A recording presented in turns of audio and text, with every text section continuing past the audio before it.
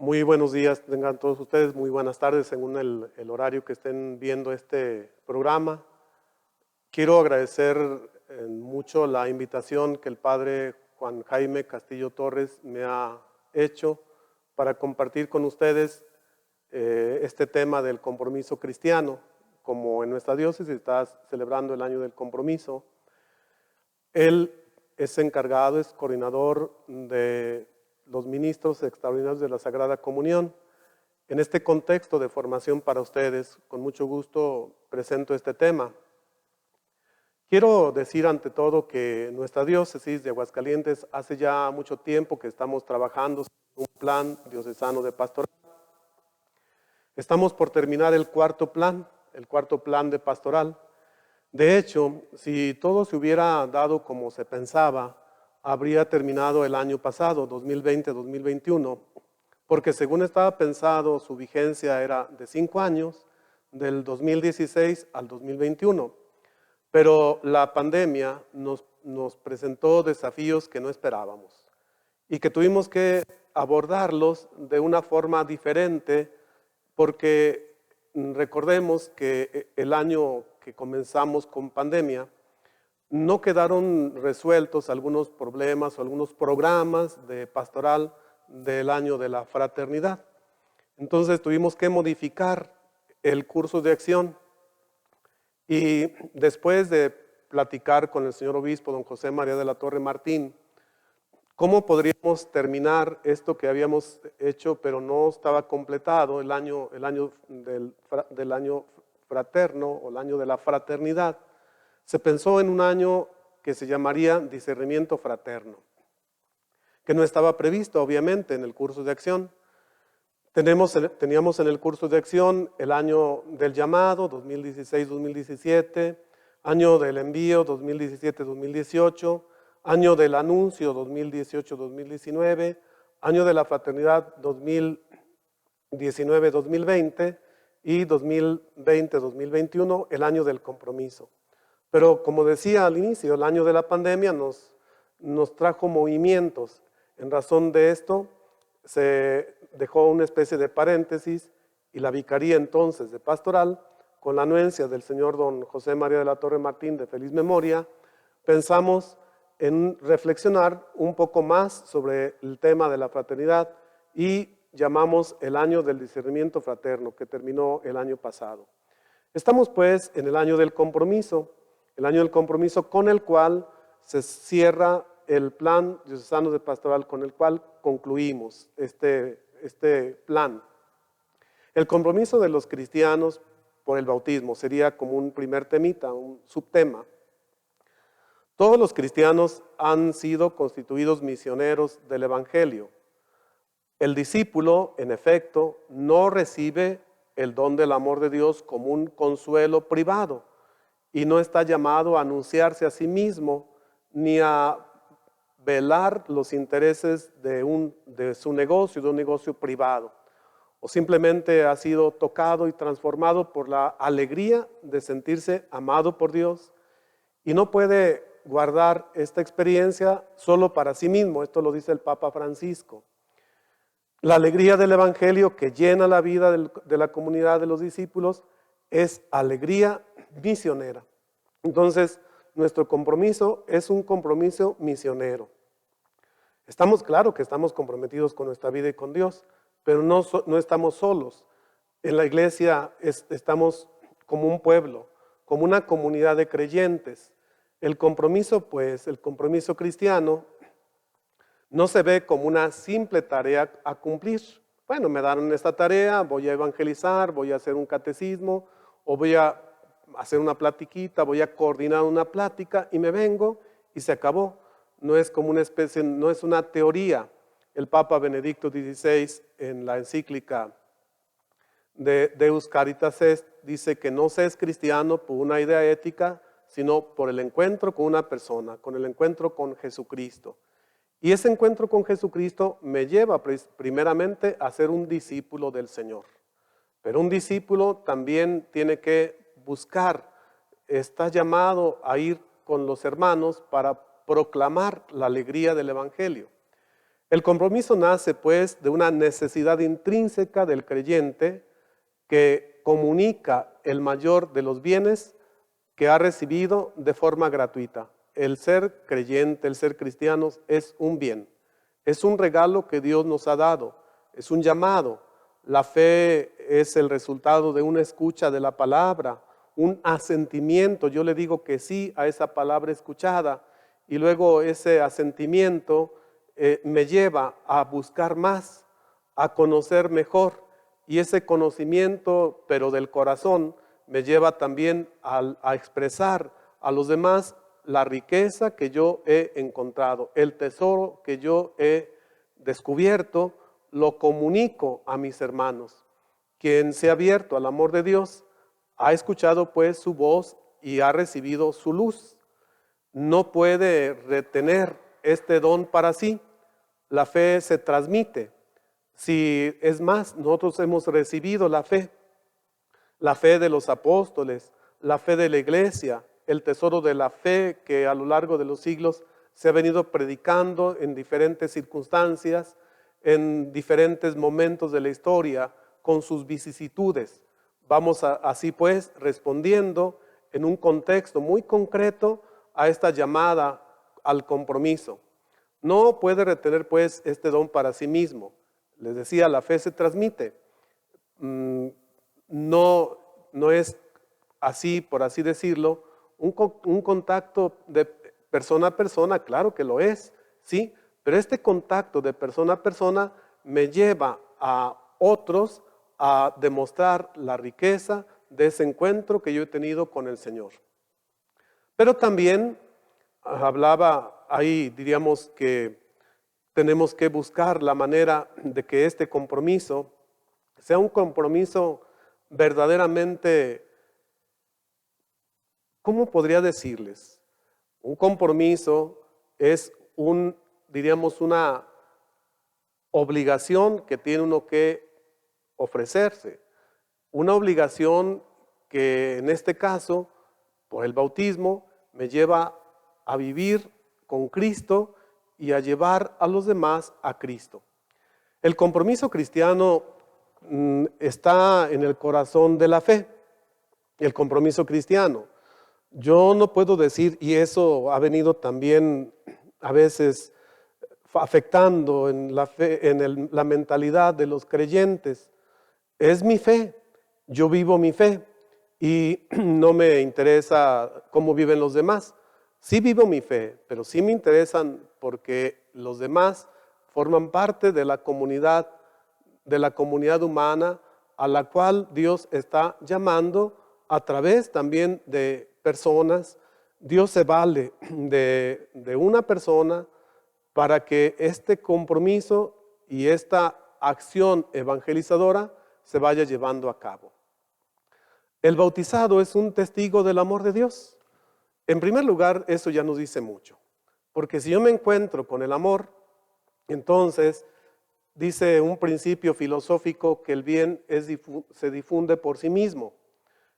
Si el bien se difunde por sí mismo, si yo he recibido un bien, obviamente este bien se va a difundir. Pero no es como que así como automático, sino que debe haber alguien que ese bien lo lleve a los demás. El documento de Aparecida en Brasil habla de este binomio de discípulo misionero. El discípulo está a los pies del maestro, está a los pies de Jesús. Pero luego, dado que su riqueza es mucha, se ha encontrado con la fuente de la vida, él debe llevar esa fuente al hermano que tiene necesidad de la escucha de la palabra de Dios.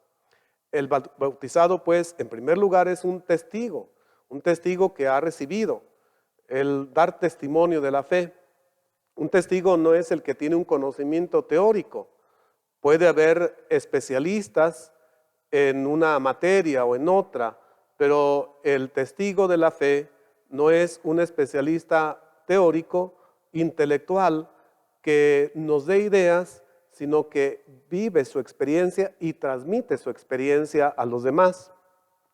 El Papa Francisco dice que Todo discípulo misionero siente en su corazón esta voz divina que lo invita a pasar en medio de la gente como Jesús, curando y haciendo el bien a todos. Observemos cómo el Evangelio varias veces nos dice, Jesús pasaba, Jesús que va de camino, Jesús que se encuentra con los leprosos, que se encuentra con los ciegos, con los marginados, con los que no cuentan nada para los demás, y que Él sale al encuentro.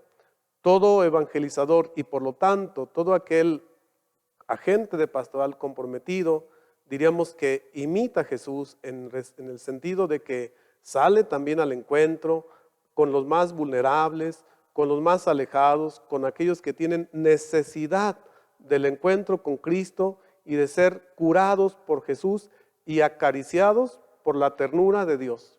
Entonces el año del compromiso nos lleva a pensar en esto, mi compromiso con la iglesia, mi compromiso desde luego, comenzando en un compromiso con mi parroquia y con mi familia, pero este compromiso implica muchas cosas.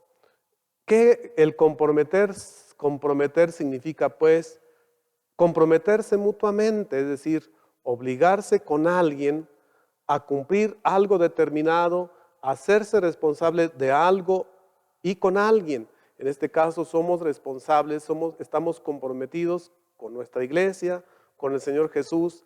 Hemos hecho un acuerdo que Dios me invita, yo acepto y yo busco cómo las personas puedan dar de sí a Dios su vida, su corazón, su presencia, pero sobre todo su perfil. Todo compromiso engendra un deber hacia alguien, libremente aceptado. El compromiso, yo creo que, decía por ahí un escritor que las relaciones humanas son uno de los lujos que vale la pena darse. Imagínense, las relaciones humanas. Pero si hablamos de las relaciones humanas, en las relaciones humanas, cuando yo me encuentro con una persona, cuando me hago amigo de una persona y descubro en esta persona algo valioso, algunos valores que me cautivan, me motivan, entonces yo doy a conocer a esa persona. Si eso se traslada a Dios, es mi fe, que es un lujo no merecido porque es un regalo, pero un regalo al que yo también debo responder, porque un regalo puede aceptarse o puede no aceptarse. Pero una vez que se acepta este don de la fe y que descubro la belleza, la grandeza, la sublimidad de lo que me estoy o con quién me estoy encontrando, entonces no puedo quedarme callado, no puedo quedarme en mi casa, no puedo quedarme diciendo pues allá que el Señor cura, allá que los padres, allá que alguien haga el trabajo de evangelización. Yo mismo por mi bautismo soy un apóstol, soy profeta, sacerdote y rey, así nos dicen en el bautismo.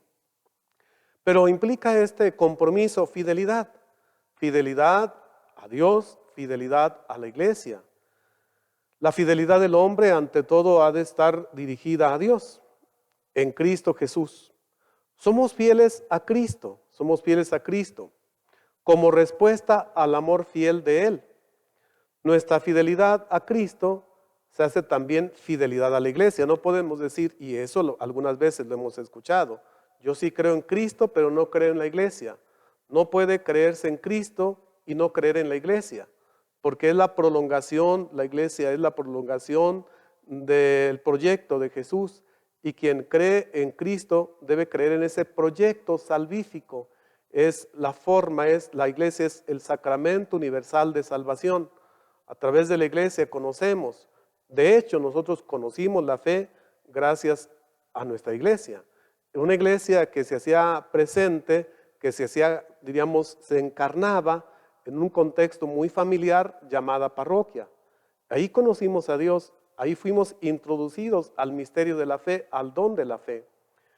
Entonces esto nos lleva a una respuesta que entraña en el agente de pastoral. Hablamos ahorita de este agente de pastoral que dice que sí, que dice yo quiero ser, yo quiero colaborar, yo no es que sea mi misión algo así como un añadido a mi persona, sino que mi persona debe estar volcada precisamente porque con mi bautismo he sido constituido un discípulo del Señor y un misionero. Es una respuesta pues que entraña en el agente de pastoral un verdadero cambio de vida en primer lugar. O sea, no podemos dar razón de la fe sin una transformación, sin un crecimiento, sin una profundización del encuentro con Cristo, precisamente para poder ofrecer a ese Jesús que es camino, verdad y vida. Dicha respuesta implica una decisión. Formar también implica una decisión. ¿Decisión de qué? De estar con Él. En el Evangelio habla de que Jesús pasaba y luego Juan el Bautista señalaba, he ahí el Cordero de Dios. Y ellos lo siguen y Jesús los mira y les dice, ¿qué buscan? Y luego ellos le responden, Maestro, ¿dónde vives? Y dice el Evangelio, fueron y se quedaron con él aquel día. Entonces, ahí comienza, diríamos, la transformación de esos hombres que son cautivados al paso de Jesús, que él les pregunta sobre la búsqueda y ellos dicen, ¿dónde vives? Vengan a ver, vengan y lo verán. Y que se quedaron con él.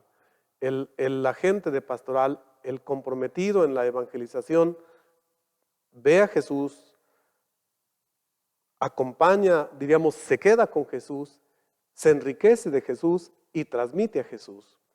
Esa es la formación para un compromiso.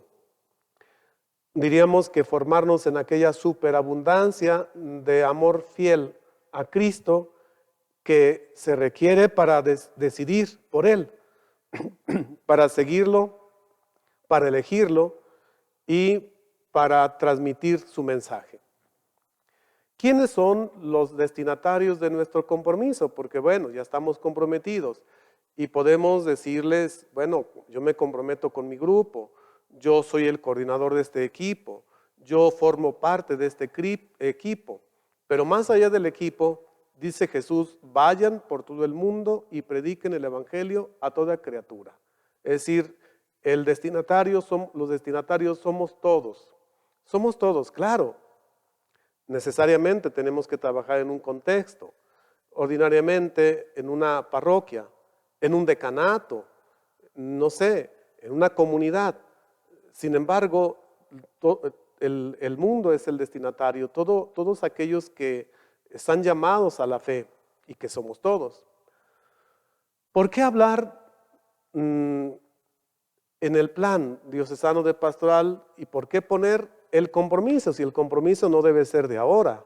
O sea, ¿por qué hablamos de un llamado? ¿Por qué hablamos de un envío? ¿Por qué hablamos de, no sé, una fraternidad? ¿Por qué hablamos de un compromiso? No es que terminando un año, pues ya cerramos este punto y seguimos, ya resolvimos ese asunto del llamado, ahora seguimos con otra cosa. Siempre estamos siendo llamados, siempre estamos siendo enviados, siempre ese envío nos implica que vivamos ese envío fraternalmente y todos queremos este compromiso y anunciar. Somos enviados al anuncio ¿de qué? De la buena noticia. Recordemos que incluso en San Lucas los ángeles les anuncian una buena nueva.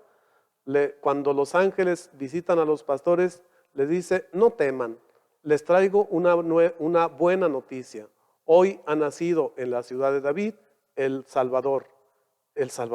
Entonces, esa es así como si un agente de pastoral retomara este envío y luego se pone a la búsqueda en el camino para decir, les traigo una buena noticia. Y siempre, otra vez, siendo llamado, siendo enviado, les anuncio, vivo la fraternidad y el compromiso, pero siempre diríamos que lo del plan es metodológico, es un camino que nos ayuda a ir descubriendo las facetas, los momentos, diríamos, las aristas y todo lo que implica llamado, enviado, el anuncio, el anuncio en el anuncio fraterno y luego un compromiso que implica la vida. Es un proceso, diríamos, pues, pedagógico. En el fondo, Jesús llama siempre, como ya les decía. El agente de pastoral no está solo, no está solo. En primer lugar, es del Señor, está con el Señor. Si un agente de pastoral no tiene una vida profunda de fe, no tiene una vida profunda de esperanza, este tema de la esperanza para nosotros los agentes de pastoral, qué interesante es y qué importante tener esperanza. Miren, ante tantas situaciones, si no tuviésemos fe y esperanza, pronto diríamos, ya mejor no. O sea, nos movemos en el plano de la fe, nos movemos en el plano de la esperanza, que aunque haya, como dice el Salmo 23, aunque camine por cañadas oscuras, nada temo porque tú estás conmigo. El agente de pastoral sabe que no está solo, que Dios está con él, que Jesús está con él, que habla en nombre de Jesús y que Jesús lo fortalece, que Jesús lo consuela, lo alimenta. Por eso es tan importante la alimentación con el pan de la Eucaristía, porque si yo no me alimento con ese alimento de los ángeles, yo puedo poco a poco irme perdiendo en tantas tareas, en tantos asuntos que se pueden convertir hasta, discúlpenme la expresión, pero en pasión inútil. Si no vivo la fe, si no vivo mi esperanza y la caridad, todo el compromiso se puede venir abajo y de suyo se viene abajo sin estas virtudes teologales. Por otra parte, diríamos que está insertado pues en una comunidad con otros llamados. Somos parte de un pueblo. Nuestro servicio es un servicio en la comunión y en la sinodalidad. Este temita, que lo quiero así también de pasadita, porque luego tendrán un tema completo que hable sobre la sinodalidad, de todos modos quiero tocarlo un poco. La comunión implica siempre una doble dimensión. Una dimensión vertical, hablamos del compromiso cristiano con los otros, con mis tareas, en una comunidad, por lo tanto, tiene una dimensión, diríamos, de comunión, una comunión vertical, ya los había dicho, una comunión con Dios. Y diríamos, una dimensión horizontal, comunión entre los hermanos. Es esencial a la visión cristiana, la comunión. Reconocerla, diríamos, ante todo como un regalo de Dios, pero también como fruto de la iniciativa, por una parte divina, pero la respuesta nuestra. ¿Cómo respondo yo a ser llamado diríamos, a un envío, a una misión, pero en la comunión, la nueva relación entre el hombre y Dios establecida en Cristo y en la comunidad, en los sacramentos, se extiende también a una nueva relación con los hermanos. Esta relación se llama comunión.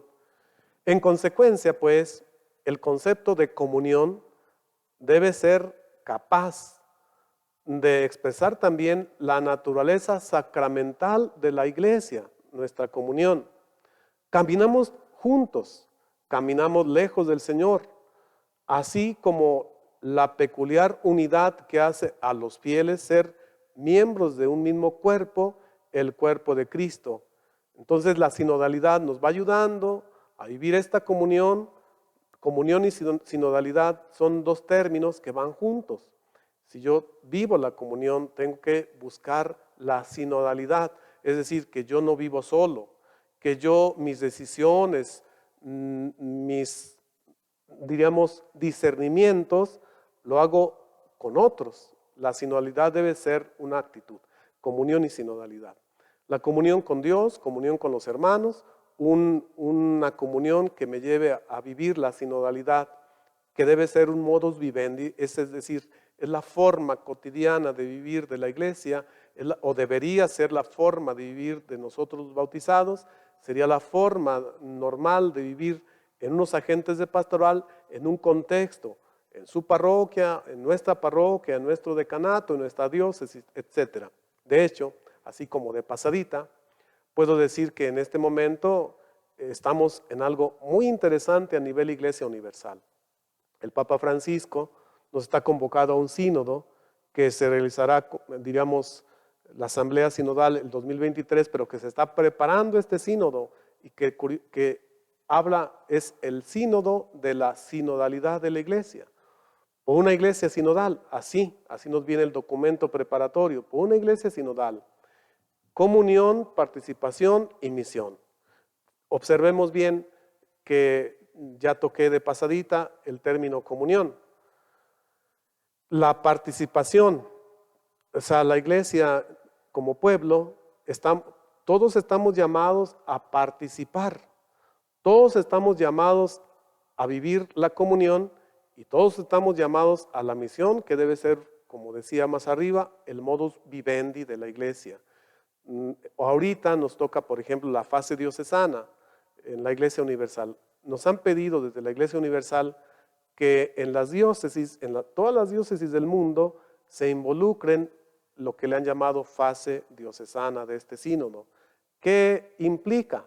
Obviamente implican catequesis, cuál es la finalidad de este sínodo, cómo se puede participar en este sínodo, y ya la comisión aquí de la diócesis de Aguascalientes está emitiendo materiales para la forma de participación de la diócesis en este sínodo. Y de hecho de aquí a febrero estaremos trabajando en esta tarea tan importante de trabajar juntos, de colaborar en el sínodo para la Iglesia Universal, pero en el fondo es también para nosotros mismos, porque este sínodo nos ayuda a entendernos mejor, quiénes son los que no participan en nuestra iglesia, qué piden de la iglesia, qué transformaciones implica, qué caminos debemos seguir de aquí en adelante, o qué debemos afianzar, qué debemos erradicar o qué podemos erradicar para vivir precisamente como pueblo de Dios que vamos en camino hacia la patria celestial. Un tercer puntito, diríamos, algunas actitudes que no llevan al compromiso. Bueno, yo sé que ustedes están comprometidos, pero pudiera ser que hay luego algunas actitudes que pueden desviarnos de un compromiso genuino. Existen actitudes que no llevan pues a este compromiso cristiano o que pueden desviarnos, para no decirlo tan así, tan crudamente, nos pueden desviar de un compromiso. En las comunidades parroquiales, en los grupos y movimientos, siempre está, diríamos, el desafío a que yo no tenga las actitudes antes señaladas, actitudes de escucha, actitudes de encuentro con los demás, partiendo del encuentro con Cristo, actitudes que no llevan o que pueden desviarnos y no ponemos la riqueza nuestra también como sumándonos a otra riqueza. Voy a señalar pues algunas. Primero, el afán de eventos desconectados con un proyecto pastoral serio. Curiosamente, estamos expuestos. A veces en algunas comunidades parece que se tiene la idea de que la multitud de eventos equivale a un buen trabajo pastoral. Por eso decía, eventos que están desconectados con un proyecto pastoral serio. De hecho, el Papa Francisco, cuando vino aquí a México, si mal no recuerdo, en 2016, les pedía a los obispos que hicieran un proyecto serio de pastoral para México, un proyecto que no es lo mismo que un plan.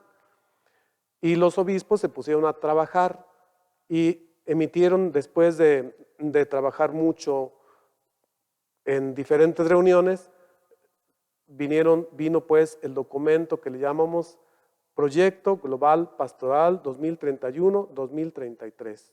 El Papa decía que era necesario un proyecto serio de pastoral para México. Si esto lo aplicamos también a nuestras comunidades, siempre se requieren proyectos serios que vayan en sintonía con la Iglesia Universal, en sintonía con una provincia y obviamente en sintonía con una diócesis. En nuestro caso, incluso en sintonía con los propios decanatos. En estos años, en algunas parroquias, gracias a Dios, pues pudiesen vivir muchos eventos, pero más rico si hay proyectos serios de pastoral, precisamente teniendo en cuenta un plan, nuestro cuarto plan, que sí, si bien es cierto que lo estamos terminando, tenemos que seguir con esta idea, con las directrices, con las líneas de acción de esto que nos va presentando la diócesis, que nos ayuda a entendernos mejor en una pastoral orgánica, en una pastoral planificada. Otro de los desafíos puede ser el desencanto. Esto es más frecuente. Puede de suyo haber proyectos serios bien pensados, de acuerdo a un proyecto diocesano, de acuerdo a un plan diocesano. Pero otra actitud que no abona al compromiso cristiano es el desencanto.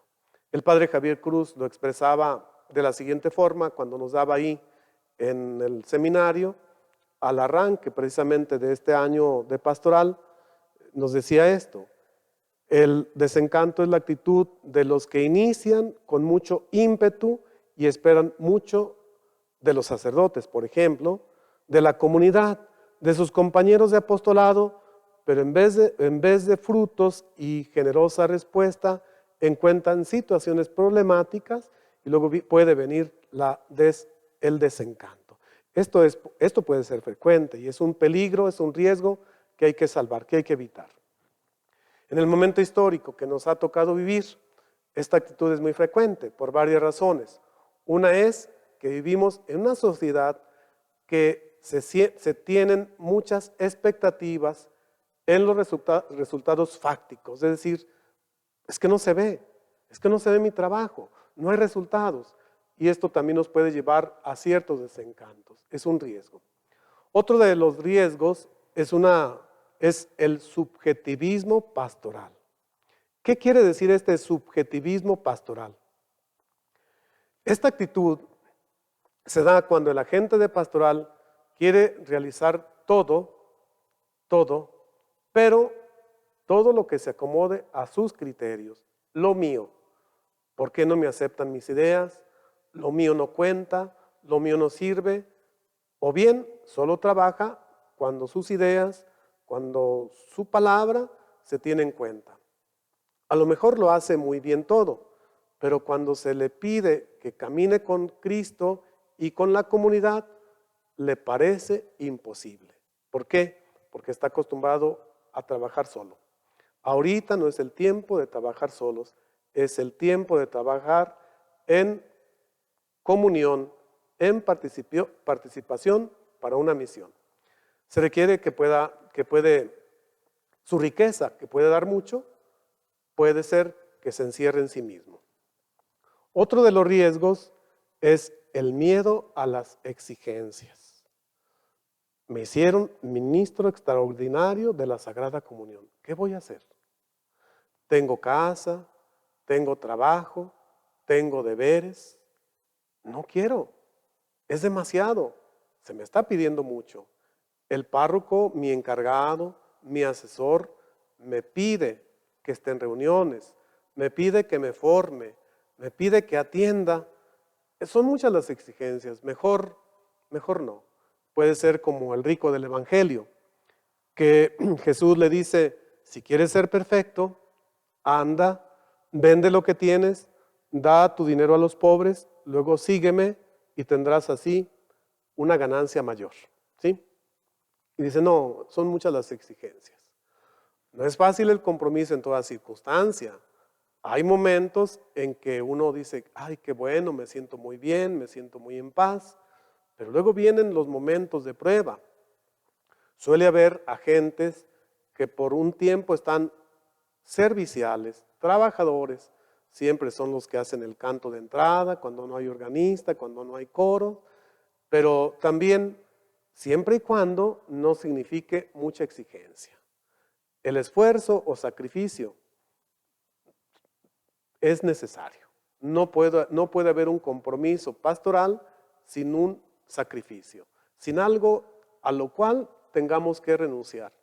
A veces cosas muy valiosas, a veces cosas no tan valiosas, pero que me tienen, diríamos, atrapado. Miedo a las exigencias puede ser a otro. El siguiente, la inconstancia. La inconstancia también es un desafío, o mejor, impide que un agente de pastoral se comprometa. ¿Por qué? Ser un discípulo misionero comprometido implica tener capacidad de permanecer, y no es tan sencillo, permanecer. Para esto se requiere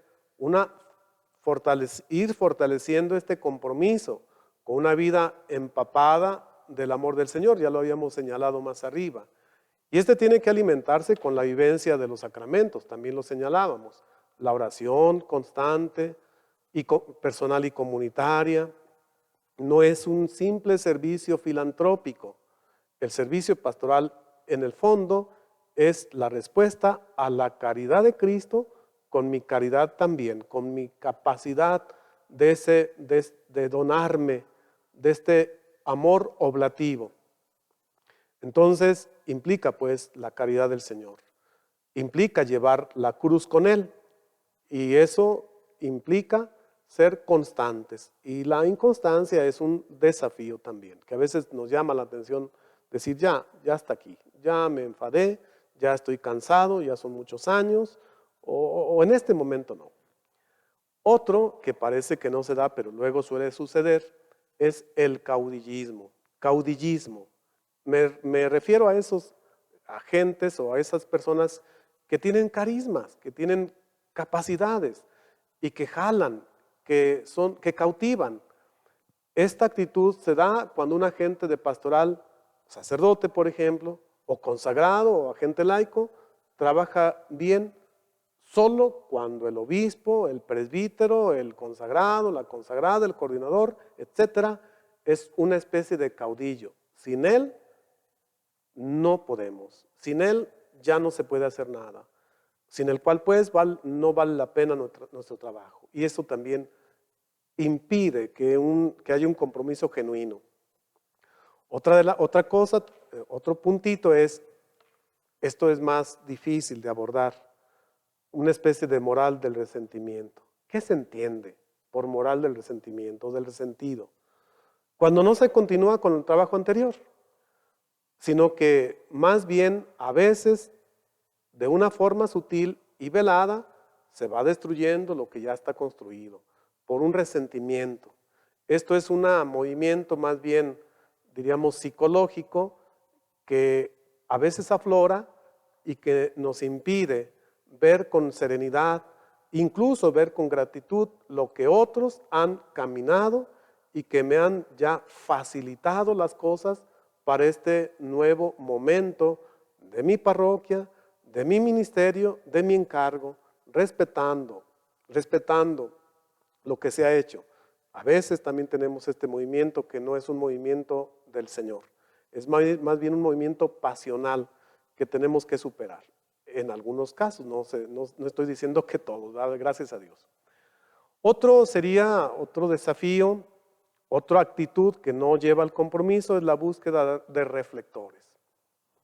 ¿Qué son o cómo se entiende esto? Es aquella actitud que no lleva al compromiso porque el servicio, que de hecho es gratuito, quiere ser visto. Yo quiero que me vean, quiero que me valoren, pero cuando no me aplauden, cuando no me tienen en el reflector, entonces mi compromiso se acaba. Si le reconocen humanamente, es un buen servidor. Y esto se puede aplicar en todos los niveles. Ante esta actitud se debe siempre purificar la intención. ¿Qué intención tengo? ¿Quiero que me vean? ¿Quiero que me aplaudan? ¿Quiero que reconozcan mi trabajo? Claro que es bonito, es grato y que de suyo tenemos que valorar el trabajo del hermano, valorar el trabajo del compañero, pero no precisamente que me tengan en el reflector, sino que es un servicio gratuito, Es un servicio muchas veces callado y algunas veces hasta en lo oscuro, en donde no se ve. Y lo más importante es que tu nombre esté escrito en el libro de la vida. No se trata de que me vean muy bien. No se trata de que me tengan ahí siempre, así como es el más inteligente, es el más capaz, es el más disponible. Le damos un reconocimiento público que bueno que se dé, pero no debe ser el móvil del compromiso.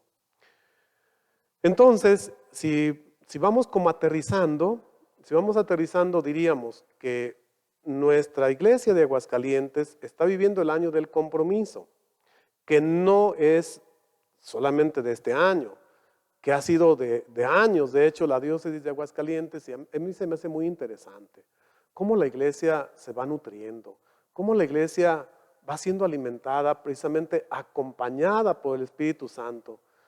Así de pasadita digo, Aguascalientes desde su fundación hubo grandes personas que se comprometieron.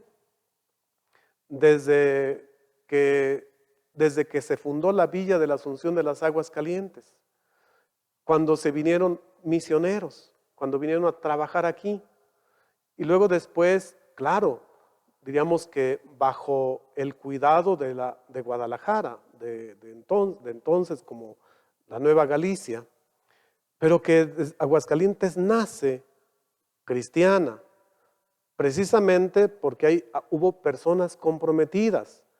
Luego se hace una parroquia, la parroquia de la Asunción, la primera parroquia de aquí, diríamos, de la villa de la Asunción de las Aguas Calientes. Y estos párrocos, estos agentes de pastoral de entonces, despertaron el fervor mariano, el fervor a la Eucaristía. Luego se erige la diócesis de Aguascalientes en 1899. En 1902 llega el primer obispo, don José de Jesús Portugal y Cerratos. Vienen trabajando, perfilando precisamente lo que es hoy Aguascalientes.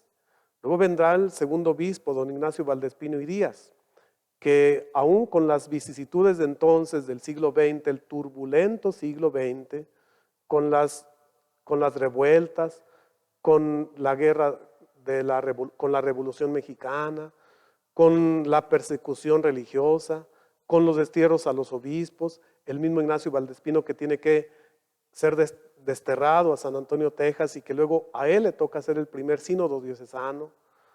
Veamos cómo la iglesia de Aguascalientes va teniendo personas comprometidas. Luego vendrá el tercer obispo, don José de Jesús López y González, que le toca reconstruir, por decirlo de alguna forma, reorientar, fortalecer la vida de fe en Aguascalientes, que le toca reforzar el compromiso social, la educación católica, etcétera. O que vendrá luego don Salvador Quesada Limón con el gran espíritu de fortalecer las instituciones también, de la construcción de varios edificios, varios espacios, y que se va haciendo pues muestra de un Aguascalientes católico, de una respuesta ya de laicos también que van siendo comprometidos.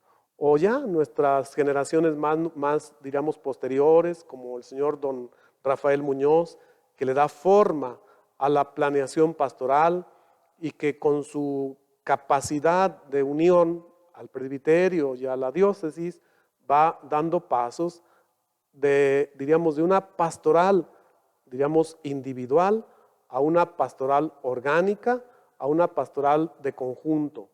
O un don Ramón Godínez, que le da todavía más apertura al compromiso de los laicos, con el fortalecimiento de los decanatos, de las organizaciones eclesiales en Aguascalientes, con un segundo plan, etcétera. O don José María de la Torre Martín, que hace el segundo y el tercer plan, que va también fortaleciendo todo esto con la participación de muchísimos laicos, como lo vemos ahora. Entonces, diríamos que atrás de nosotros hay un ejército de agentes comprometidos, de agentes que van viviendo su compromiso y que van dando respuesta a su fe desde una circunstancia muy particular. Quiero darle una conclusión.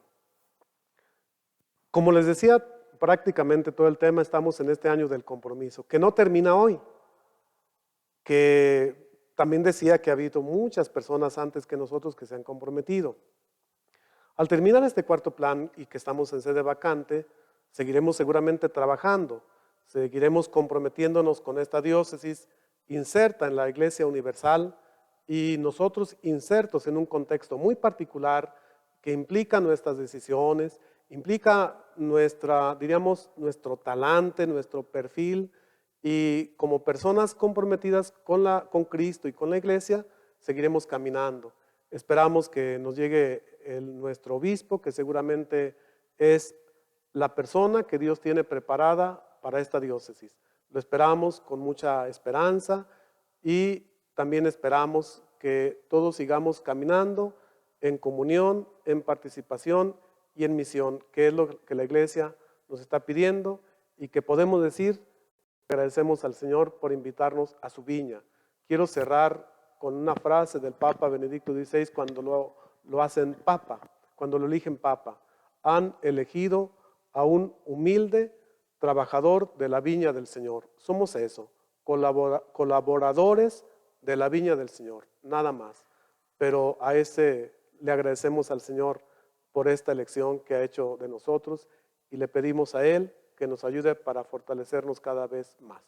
Gracias al Padre Jaime por esta invitación y gracias a ustedes por haberme escuchado. Que Dios los siga bendiciendo en su trabajo pastoral donde lo ejerzan con mucha alegría. Gracias.